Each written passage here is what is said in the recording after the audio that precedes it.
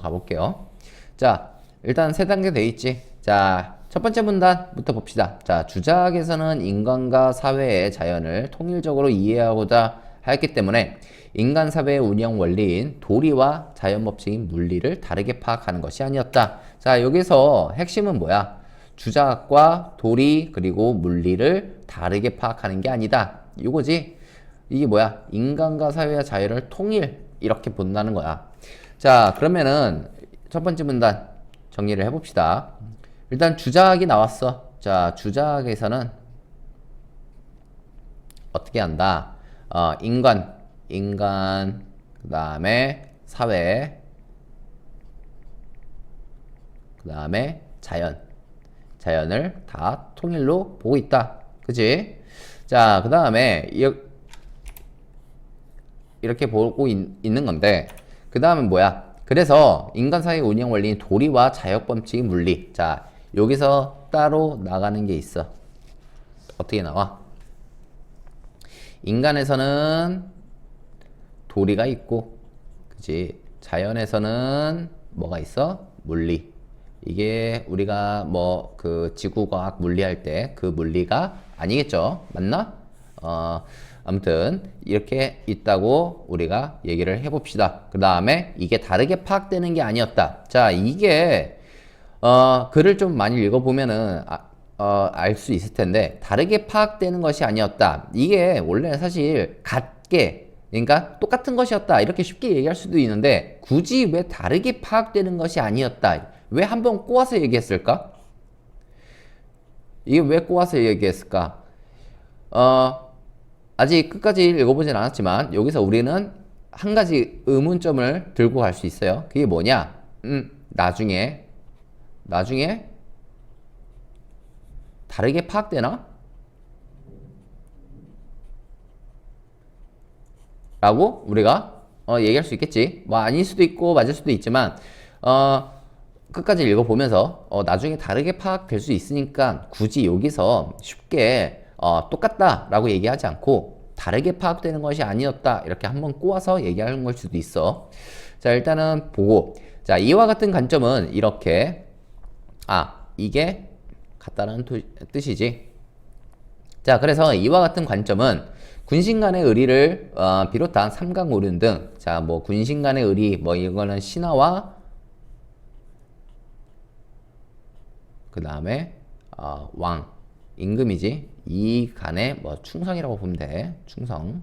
신하는 왕에게 충성해야 한다. 이런 거 얘기하고 삼강오륜은 뭐 장유유서 이런 것들이 있겠지. 자, 이런 것들은 이제 인간 사회 운영 원리 맞죠? 그래서 이거를 자연적인 것으로 바라보는 주자학의 태도에서 찾아볼 수 있고 이러한 인식은 조선으로 이어졌다 라고 되어 있지. 자, 이걸 또 다시 하면은 그래서 인간과 자연 요거를 도리와 물리 자연을 같게 보았기 때문에 그 사이에 껴있는 사회 요 사회에는 뭐가 있는 거야? 아까 얘기한 군신 그 다음에 삼강오륜 그 다음에 군신 등등등 이러한 사회에서 통용되는 법칙들도 뭘로 본다는 거야? 자연으로 보겠다 이거지. 그리고 마지막에 뭐라 돼 있어? 이거는 조선까지 이어졌다라고 우리가 정리를 할 수 있겠죠. 자, 이게 첫 번째 문단이고, 자, 두 번째 문단을 봅시다. 자, 주자학에서는 경물치지는, 자, 경물치지 뭔 소리인지 모르겠어. 학문과 수양의 근거가 되었는데 아직까지 모르겠어. 여기서 물은 경물에서 물은 대상적 존재를 의미한다. 일단 여기까지는 알겠어. 자, 물은 대상적 존재. 이거는 전혀 배경 지식이 없더라고 하더라도 읽으면서 좀 이해를 해야 돼요. 자, 일단 물은 대상적 존재래. 이게 정확히 뭔지는 아직 몰라. 그런데 주자학에서는 물을 행위적 사실을 뜻하는 사와 같은 의미를 갖고 있다. 자, 근데 얘가 원래 대상적 존재라는 건데 이게 주자학에서는 어떻게 보고 있어? 이 물을 사실, 행위적 사실인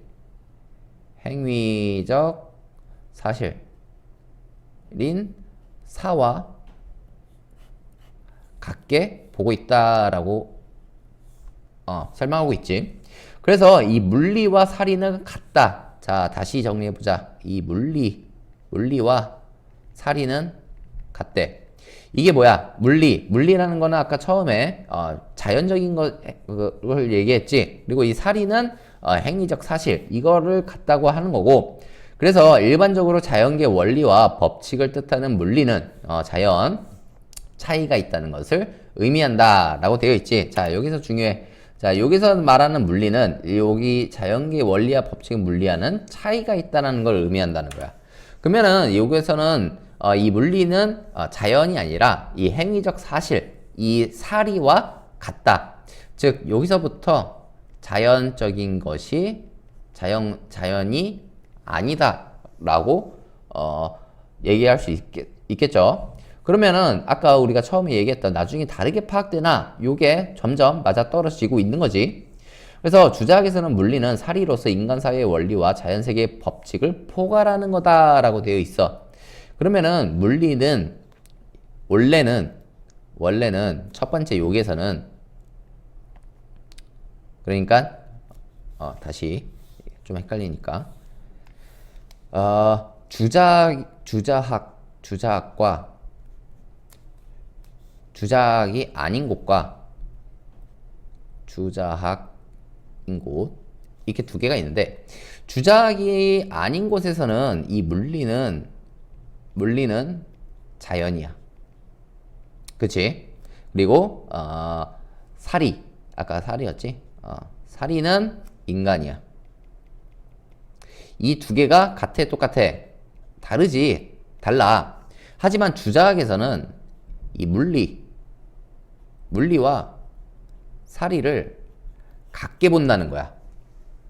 즉 인간과 자연을 같게 본다.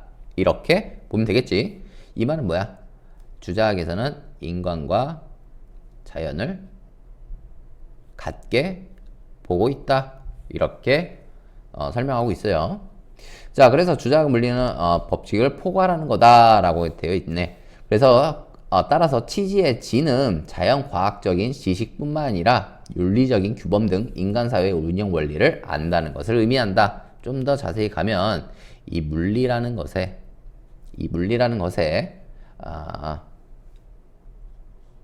이 물리가 자연이지. 여기에 뭘 포괄해? 인간, 규범, 인간사회에 있는 것들 등등을 다 포괄하고 있다. 자, 그래서 요컨대 자연법칙과 도덕규범을 하나로 보고 자연의 물리와 인간의 도리를 통일적으로 파악했다. 자, 여기가 핵심이네. 이렇게 이에 따르면 인간 세상의 상하 관계적 신분 질서는 여기서 말하는 거는 아까 얘기했던 요거 양반이 있고 계급 사회를 얘기하는 거지. 왕이 있고 그다음 백성이 있는 이런 계급 사회를 얘기하고 있는 거네. 이런 상하 관계적 신분 질서는 천지상하, 그러니까 하늘과 땅 상하의 자연 질서의 또 다른 모습으로 파악된다. 즉 이게 뭐야? 이런 계급 사회가 어디서 나타났다는 거야? 자연에서 나왔다. 이게 진짜 그랬는지는 모르겠는데 주작하는 사람들이 변명 아니면은 어떤 당위성을 부여하기 위해서 이런 식으로 얘기를 한 건지는 정확히는 모르겠으나 아무튼 주자학에서는 이렇게 보고 있다. 계급사회는 하늘과 땅이 있듯이 하늘과 땅은 자연이고 하늘과 땅이 있듯이 우리 인간도 하늘, 왕, 그리고 땅, 백성 이렇게 돼 있다. 이거는 자연에서 나온 거다. 계급사회가 이렇게 주장하고 있다는 거지. 주자학에서. 그래서 두 번째 문단은 뭐야? 쭉 보니까 원래는 주자학이 아닌 곳에서는 이 물리, 자연과 사리, 인간 등등등 이거를 각각 개별의 것으로 보았지만 이 주자학에서는 인간과 자연을 하나로 보고 그 다음에 이 자연 속에 인간과 규범을 있는 거고, 그래서 이 규범 아까 상하 관계적 신분 질서 같은 거는 다 자연에서 나온 거다. 이렇게 정의를 할 수 있겠죠. 그래서 이게 두 번째 문단. 자, 세 번째 문단. 자, 이와 같이 인간사회의 원리와 자연 법칙을 통일한 것으로 바라봄으로써 객관적 대상물로서의 자연을 제대로 인식하는 데 제한적이었던 주자학적 자연과의 한계를 뛰어넘기 위해서는 도리로부터 물리의 해방, 인간화로부터 자연학의 자립화가 선행되어야 한다라고 되어 있지. 자, 이게 조금 굉장히 문장이 기네. 거의 두 줄 반짜리인데, 자, 아무튼 여기서부터 여기까지 주작의 한계를 뛰어넘기 위해서는 여기서부터 한번 잘라보자. 자, 여기서부터 여기까지는 뭐에 대한 얘기야? 이거는 주작 논리지. 요거를 넘기 위해서는, 그러니까 이거를 탈피하기 위해서는 도리로부터 물리의 해방. 자, 이건 도리는 아까 뭐였어? 인간이었지? 그 다음에 물리의 해방. 그러니까 즉, 각각 하나로 보는 게 아니라 따로 봐야 한다는 거고, 인간학으로부터 자연학의 자립화가 선행돼. 이것도 인간학과 자연학이 따로따로 혼자 각각 개별의 것으로 봐야 한다. 이렇게 된다는 거지. 그러니까 아까 이 주작이 아닌 곳에서는 자연과 인간을 따로따로 봤다. 그래서 이것이 굉장히 큰 차이점이다 라는 것을 우리가 여기서 확인할 수 있어요. 그래서 조선 후기 자연 인식의 변화, 조선 후기에서는 뭐 바뀌었나 봐. 그러면 이게 진짜 맞았던 얘기네. 이른바 실학적 자연 인식의 등장은 바로 이 점에서 의미를 지닌다. 자, 주작이 아닌 것. 우리가 여기까지는 주작이 아닌 곳으로 봤는데, 구체적으로 나왔지. 어디 있어? 조선 후기의 실학적 자연 인식. 즉, 실학에서는 조선 후기에 실학의 등장. 그 다음에 이 실학에서는 자연과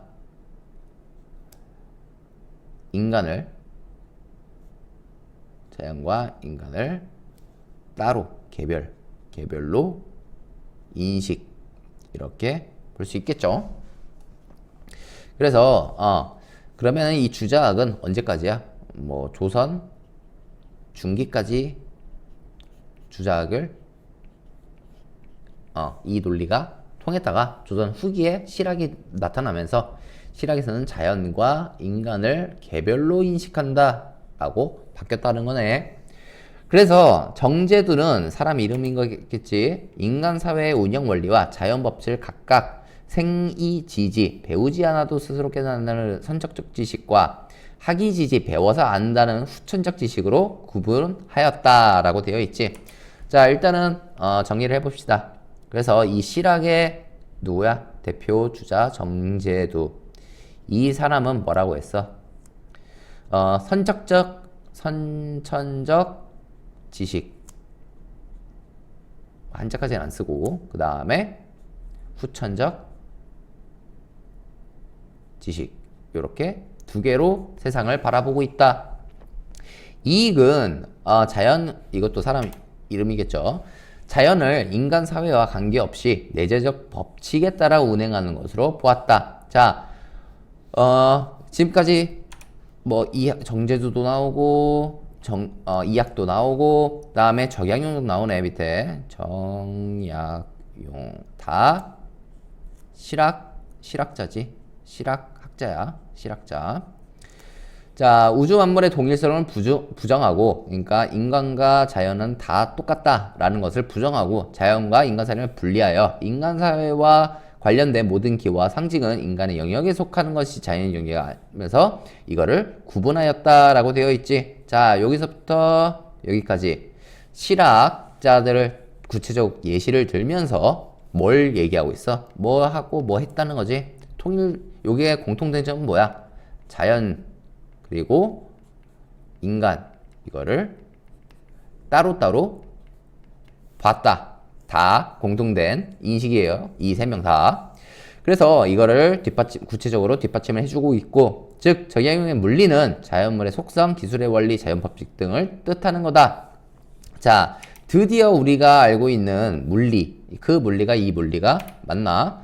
그래서 이 물리는 이렇게 보고 있다. 이와 같은 자연에 대한 인식의 변화는 전통적 자연관의 구도를 해체하여 자 여기서 이거는 봐봐 하고 분리하고 자연학의 개별성을 확립했다. 보통 그러면 여기서 말하는 전통적 자연관은 뭘 의미하는 거야? 여기서 말하는 전통적 자연관 이거는 뭘 얘기하는 거야? 요거 주작 즉 인간 그리고 자연을 같게 보는 자연관을 얘기하는 거겠죠. 이거를 해체하고 이거 분리하고 개별성을 확립했다. 그래서 자연탐구의 길을 개척할 수 있는 계기가 되었다. 즉 도리와 물리의 관계가 재정립되면서 자연에 대한 과학적 연구의 중요성을 강조하게 됐다라고 되어 있지. 자 이렇게 세 번째 문단까지 봤는데 하나씩 짚으니까 어때? 첫 번째 문단에서는 이제 주작에서 인간과 자연을 어떻게 보고 있느냐 그러면서 두 번째 문단에서는 좀 더 구체적으로 나타나죠. 어떻게 똑같이 보고 있는지. 그 다음에 마지막에서는 근데 이게 나중에는 실학이 나타나면서 바뀌는데 이게 어떻게 바뀌는지에 대해서 또 구체적으로 나오는 지문이라고 보면 돼요. 이렇게 쭉 보니까 이해가 이해하기 좀 더 쉬울 거고 이렇게 보고 그래도 이해 안 되는 부분이 있으면 따로 질문을 남겨주시면 될 것 같습니다.